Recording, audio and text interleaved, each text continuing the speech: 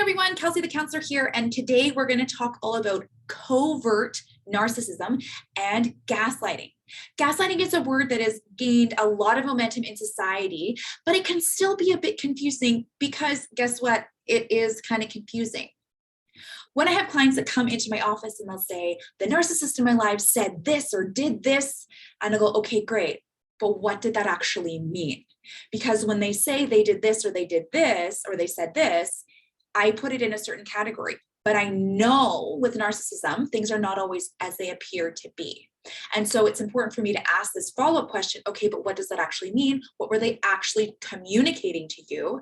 Because I know that my client knows.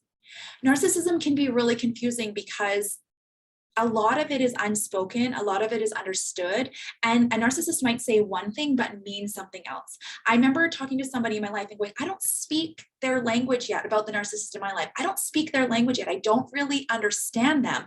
And so can you help me when they say this? What do they actually mean? Because I am pretty transparent when I talk. And so when people are speaking in codes, it's kind of confusing and I don't always understand it. And so I want you to know that, because if we're trying to tell our friend that the narcissist in our lives is doing all these things, and I tell the story, they did this, they said this, they did this, they were then doing these things, it might not translate into what my friend might understand. Because on paper, I say they did this, they said this, da da da da da da da da. We might interpret it a certain way. But when I say, when they say this, they actually mean this, I'm working as a bit of a translator to help other people understand. Because I think one of the really difficult things with gaslighting is that we do feel crazy because the person that is gaslighting us in our lives is telling us that they're not meaning it, or that that's not really true, or that we're misinterpreting it, or I shouldn't assume that. But the reality is that's probably what's happening. And so I want you to know, I believe you. You're not crazy. And it's likely true, probably with a 99.9% chance of reality it being true. And it's important to understand that with gaslighting, can be really gray and really blurry. And only you in the relationship with the narcissist can really understand what is going on. And so when you're telling people, I want you to know that they might not understand unless you really walk them through all the things. I know I've said to other people in my life, I know it doesn't make any sense, but when they say this, they don't mean this, they don't mean this, they don't mean this, they mean this, which is so confusing because normally if someone said this, they might mean this or this or this, but they actually mean this. And I know it doesn't make sense, but that's actually what's going on. And they can be really confused and not understand what I'm talking about, my friend, but when I explain it like that and I bring them with me, then they go, okay, so that's what they mean. So then, ooh, that's not very good. And they start to maybe understand what's happening.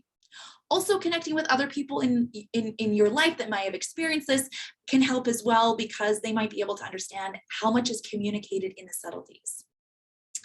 What a preamble. All right, what is gaslighting? The biggest thing about gaslighting is an attempt to gain power in the relationship, in a situation. And how does one do this? The narcissist tries to gain power by pushing you down. Yeah, kind of yucky, hey? And so they might know some of your own wounds, some of your own delicacies in your heart, in your being, and they might pick at those things to make you feel a little bit weaker or kind of collapse into a trauma response. They might say things like, I never said that. Why would you think that? Don't assume that. How could that even be? I would never do that. You're the one that's crazy. And so those things can be key phrases we might hear from someone who's gaslighting. I'm not angry. You're the one that's angry. I'm not lying. You're the one that's lying. So they might turn it around on us.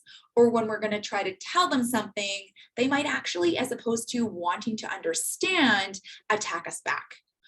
Oh, this has been going on for me. Well, why wouldn't you tell me that? How come this is the first time I've ever heard of this? Why haven't you shared this with me before? Those types of things. So as opposed to really being willing to listen and hear us, they might attack us and make it our fault that we haven't told them. But the reality is it's not safe to actually tell them. So gaslighting happens in the subtleties, which makes it really hard to nail down. And if you Google, common gaslighting phrases, you'll definitely find a bunch, which can be really helpful.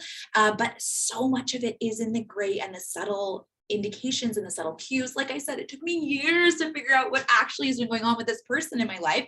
And I felt like I was in murky water and upside down and couldn't really make sense of it. And now I finally figured out what it is. And it really helps me understand how I want to be in the moment. So for me, when I see a certain behavior happening, now I can get grounded and I can respond differently. So as opposed to engaging in that tangle, I can actually go, okay, I can see that the gaslighting is happening right now. I'm going to call them on it if that feels safe, or I'm going to disengage and say, this is not okay for me to engage with you right now. I'm going to step away. What's going to happen? They're probably going to goad you and try to get you back into the tangle, because this is the dance that they're used to. And what they do is to push you down and bring themselves up. So if you're starting to stand in your strength and your power, it makes it a lot harder for them to power over you. And so they're going to try really, really, really hard, and they might put up a bit of a fuss, and they might try all their tricks to get you down, get you down, get you down. But if you're able to endure that moment and be steady and stable in yourself and in your truths, they might start to get away, walk away, or they might go, oof, they're starting to see my behavior and they're starting to respond from a place of strength. And now I don't have the same power with this person that I did before. I can't seem to get that power over them because they're not willing to go down.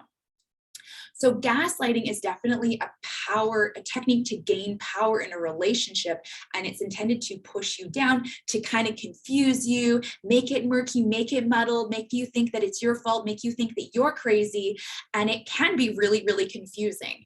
But when you start to identify what's going on, and I'd encourage you to almost like step back and watch it as it's happening, you can see it a little bit more clearly. And then if you're able to practice staying grounded in the moment, reminding yourself that you're strong, reminding yourself that you're powerful, helping to keep yourself empowered in the moment, that person can't get power over you in the same way they did.